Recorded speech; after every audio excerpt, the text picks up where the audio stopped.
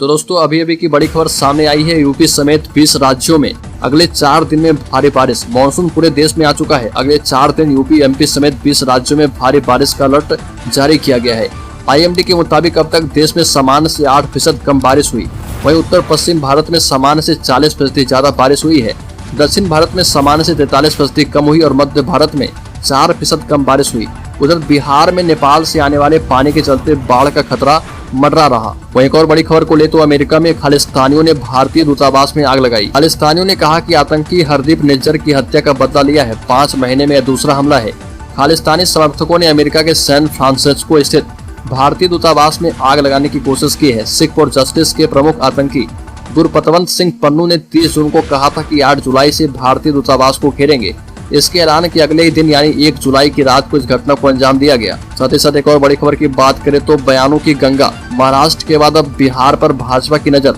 भाजपा को जीत की आदत लग गई है। कर्नाटका की करारी हार के बाद उसे एक बड़े गर्व की अनुभूति की चिंता सता रही थी। महाराष्ट्र के घटनाक्रम से वह अनुभूति उसे मिल गई। महाराष्ट्र में शरद पवार जैसे राजनीति के दिग्गज को करारा झटका देने के बाद भाजपा के कुछ नेताओं को अब लगने लगा है कि महाराष्ट्र की तरह वो बिहार में भी कोई बड़ा दांव चल सकते हैं। क्योंकि बिहार में चुनाव को अभी 2 साल बाकी है, इसलिए यहाँ इस तरह की गुंजाइश देखना लाजमी भी है। अगली खबर की बात करें तो लालू यादव ने कहा कि नीतीश की किताब का विमोचन मेरा सौभाग्य है। पटना में नीतीश कुमार की जीवनी पर लिखी किताब का लालू यादव ने विमोचन किया और कहा कि छोटे भाई पर लिखी किताब का लोकार्पण करना मेरे लिए सौभाग्य की बात है।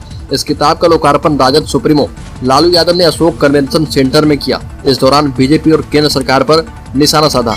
राजद सुप्रीमो ने कहा कि आज संविधान खतरे में है। महाराष्ट्र के सियासी उलटफेर पर कहा कि शरद पवार की पार्टी को तोड़ा गया है। हमने सुना है कि सब चर्चा कर रहे हैं कि बिहार के सांसदों को तोड़ो, सांसदों को निकालो। बिहार कहाँ हिलता डुलता है, हम बिहार को हिलने नहीं देंगे।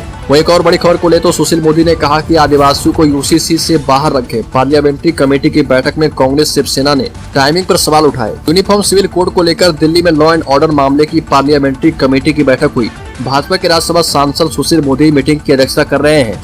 न्यूज एजेंसी PTI के मुताबिक सुशील मोदी ने बैठक में पूर्वोत्तर और अन्य क्षेत्र के आदिवासियों को किसी भी संभावित समान नागरिक संहिता के दायरे से बाहर रखने की वकालत की। बैठक में शिवसेना के संजय राउत, कांग्रेस के विवेक तनखा के अलावा TMC, DMK समेत कई पार्टियों के नेता मौजूद थे। साथ ही साथ दोस्तों एक और बड़ी खबर सामने आई है। खड़गे ने कहा कि सरकार पार्टियां तोड़ने में व्यस्त है। कहा कि सेना के लिए पैसे नहीं है। आर्म्ड फोर्स में 2 लाख पद खाली है। खड़गे ने कहा कि सेना में मेजर और कैप्टन स्तर पर अधिकारियों की कमी है। सशस्त्र बलों और केंद्रीय सशस्त्र बलों में 2 लाख से ज्यादा पद खाली पड़े हैं और रोजाना राष्ट्रवाद का ढिंडोरा पीटने वाले लोगों ने जवानों के साथ ऐसा विश्वासघात किया है जो पहले कभी हुआ नहीं। एक और बड़ी खबर को लें तो तेजस्वी भी लैंड फॉर जॉब केस में आरोपी हैं। लैंड फॉर जॉब मामले में अब बिहार के डिप्टी CM तेजस्वी यादव का नाम भी सामने आ गया है। CBI ने दिल्ली के राउज एवेन्यू कोर्ट में नई चार्जशीट दाखिल की है। इसमें लालू और राबड़ी के साथ तेजस्वी यादव को भी आरोपी बनाया गया है। इस केस में तेजस्वी के अलावा 17 लोग शामिल हैं। इनमें RJD सुप्रीमो लालू यादव, पूर्व CM राबड़ी देवी के साथ कई अन्य बिचौलिए के नाम को शामिल किया गया है। CBI की इस चार्जशीट पर 12 जुलाई को राउज एवेन्यू कोर्ट में सुनवाई होगी। साथ ही साथ एक और बड़ी खबर की बात करें तो अमृतपाल की डिब्रूगढ़ जेल में भूख हड़ताल खत्म किया गया। असम की डिब्रूगढ़ जेल में बंद वारिस पंजाब के प्रमुख अमृतपाल और उसके साथियों ने अपनी भूख हड़ताल खत्म कर दी है।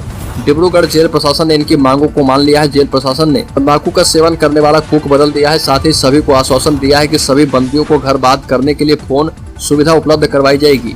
जेल प्रशासन का कहना है कि वैसे तो जेल में बंद सभी कैदियों को मेडिकल सुविधा उपलब्ध करवाई जाती है, लेकिन जैसी मेडिकल सुविधा पंजाब से NSA के तहत बंदी अमृतपाल समेत उसके साथी चाहते हैं वो उन्हें दी जाएगी। वो एक और बड़ी खबर को ले तो US से जंग की तैयारी कर रहा चीन रिपब्लिकन पार्टी की तरफ से प्रेसिडेंशियल कैंडिडेट बनने की कोशिश में जुटी भारतीय मूल की निक्की हेली ने प्रेसिडेंट जो बाइडेन पर तंज कसा। निक्की ने चीन को अमेरिका के लिए सबसे बड़ा खतरा बताते हुए कहा कि कितनी हैरानी की बात है कि चीन इस वक्त जंग की तैयारियों में जुटा है और हमारे प्रेसिडेंट सियासत कर रहे हैं। निक्की ने कहा कि जेंडर इक्वलिटी के मुद्दे पर बातचीत या बहस पहले भी होती रही है और अब भी हो रही है, लेकिन हमारी नजर चीन पर होनी चाहिए जो अमेरिका से जंग की तैयारियों में जुटा हुआ है। साथ ही साथ एक और बड़ी खबर की बात करें तो 10 दिन में CM बनेंगे तेजस्वी यादव।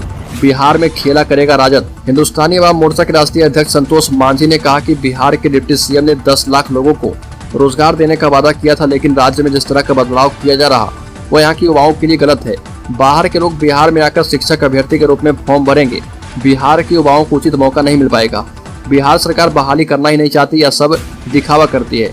वहीं जीतन राम मांझी के बेटे ने कहा कि राज्य में 5-10 दिनों में खेला होगा और यह खेला राजद करेगा। तेजस्वी यादव 10 दिनों में मुख्यमंत्री बनेंगे। मुख्यमंत्री नीतीश कुमार विचलित हो गए हैं, इसलिए वो अपनी सभी विधायकों से 1-to-1 मुलाकात कर रहे। साथ ही साथ एक और बड़ी खबर की बात करें तो पीएम आवास के ऊपर उड़ता नजर आया ड्रोन। लोक कल्याण मार्ग पर बने प्रधानमंत्री मोदी के घर के ऊपर सुबह 5:30 बजे ड्रोन उड़ाने की जानकारी मिली। इसके बाद एसपीजी ने दिल्ली पुलिस को खबर की। दिल्ली पुलिस ने नो फ्लाइंग जोन में ड्रोन उड़ाने वाले की खोज करने के लिए जांच शुरू कर दी है। पुलिस ने बताया कि सुबह एक पीसीआर कॉल मिली कि दिल्ली में प्रधानमंत्री आवास के ऊपर एक ड्रोन जैसी चीज उड़ रही है। हालांकि पुलिस ने अब जांच की तो कुछ नहीं मिला। एक वरिष्ठ पुलिस अधिकारी ने कहा कि एयर ट्रैफिक कंट्रोल को भी कुछ नहीं मिला है। वहीं एक और बड़ी खबर को ले तो मणिपुर सीएम ने कहा कि हिंसा प्री प्लान्ड इस्तीफे की पेशकश पर बीरेन्द्र सिंह ने कहा कि पीएम और गृह मंत्री के पुतले जलाए गए, मैं दुखी था। मणिपुर के मुख्यमंत्री एन बीरेन्द्र सिंह ने कहा कि वो लोगों के बर्ताव से दुखी थे। मणिपुर में 2 महीने से जारी हिंसा के बीच बीरेन्द्र सिंह ने 30 जून को इस्तीफा देने की बात सोची। हालांकि जब उनके इस्तीफा देने की खबरें आई तो सैकड़ों महिलाएं प्रोटेस्ट करने लगी और कहा कि बीरेन्द्र सिंह इस्तीफा ना दे बल्कि हिंसा फैलाने वालों पर सख्त एक्शन लें। बीरेन्द्र सिंह ने कहा कि हालांकि राज्य में मैतेई और कुकी समुदाय के बीच चल रही हिंसा में पड़ोसी देशों के हाथ होने की पुष्टि या खंडन करना संभव नहीं है, लेकिन ये हिंसा प्री प्लान्ड लगती है। साथ ही साथ एक और बड़ी खबर की बात करें तो यूनिफॉर्म सिविल कोड में कांग्रेस ने कहा कि सबकी सहमति आवश्यक।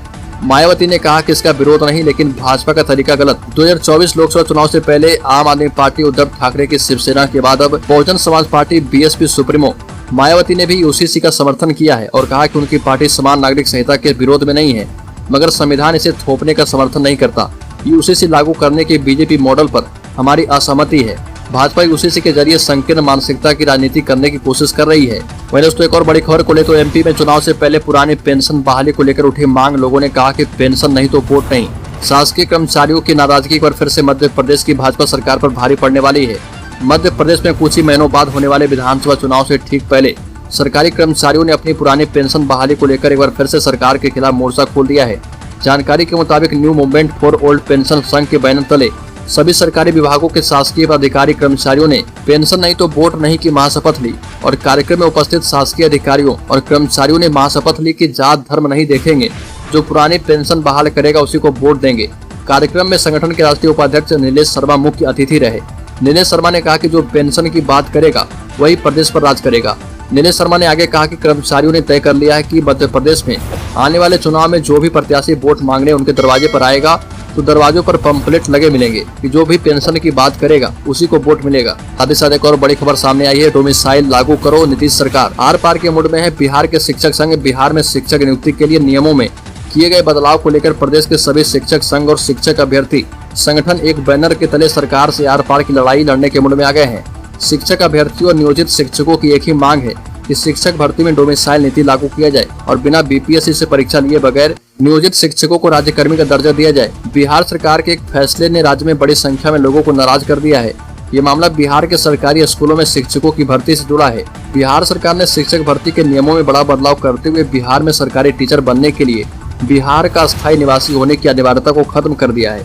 नीतीश सरकार के इस फैसले से बिहार के कई जिलों में अभ्यर्थी सड़क पर उतर आए। साथ ही साथ एक और बड़ी खबर की बात करें तो कथावाचक जया किशोरी का समान नागरिक संहिता पर बड़ा बयान। कहा कि जो काम देश हित में हो वो जरूर होना चाहिए। कथावाचक और मोटिवेशनल स्पीकर जया किशोरी ने नागरिक संहिता कानून यूसीसी को लेकर बयान दिया। साथ ही साथ राजनीति कैसी होनी चाहिए इस बारे में बताया। इसके अलावा अपनी शादी को लेकर भी उन्होंने पत्रकारों से बात की। पत्रकारों से बात करते हुए जया ने देश में समान नागरिक संहिता लागू किए जाने के सवाल पर कहा कि जो भी काम देश के हित में हो, अच्छा हो और शांति से हो, वो काम जरूर होना चाहिए।